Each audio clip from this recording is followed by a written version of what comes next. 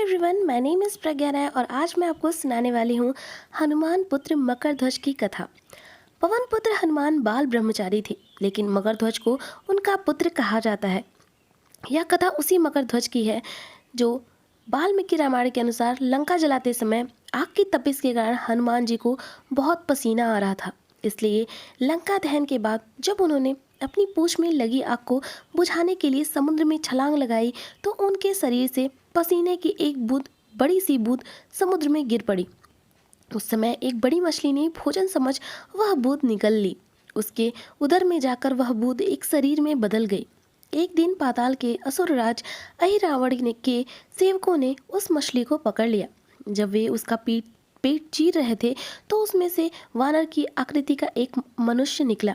वे उसे अहिरावण के पास ले गए। अहिरावण ने उसे पातालपुरी का रक्षक नियुक्त कर दिया।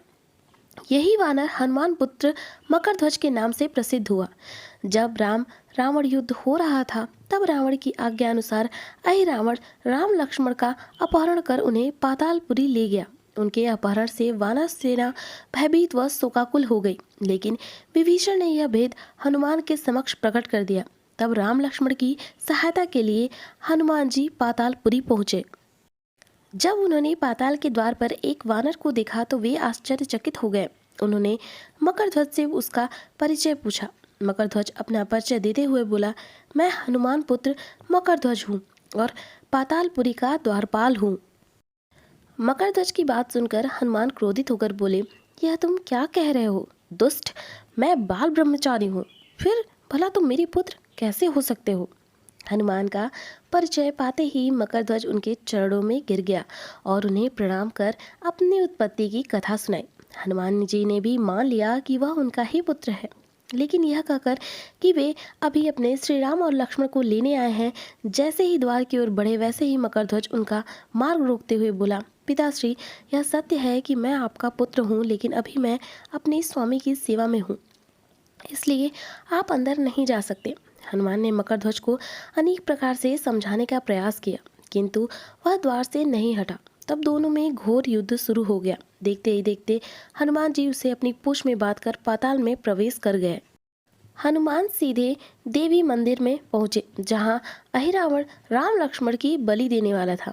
हनुमान जी को देखकर चामुंडा देवी पाताल लोक से प्रस्थान कर गई। तब हनुमान जी देवी रूप धारण करके वहां स्थापित हो गए।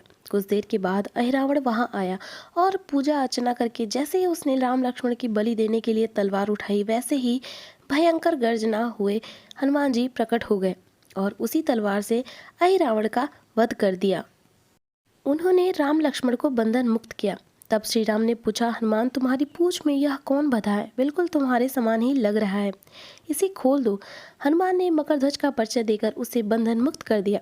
मकरध्वज ने श्री राम के समक्ष सिर झुका लिया। तब श्री राम ने मकरध्वज का राज्याभिषेक कर उसे पाताल का राजा घोषित कर दिया और कहा कि भविष्य में वह अपने पिता के समान दूसरों की सेवा करे। यह सुनकर मकरध्वज ने तीनों को प्रणाम किया। तीनों उसे आशीर्वाद देकर वहां से प्रस्थान कर गए। इस प्रकार मकरध्वज हनुमान पुत्र कहलाए। मुझे उम्मीद है कि आपको ये कथा अच्छी लगी होगी। मिलेंगे अगली वीडियो में कुछ नई चीज़ों के साथ।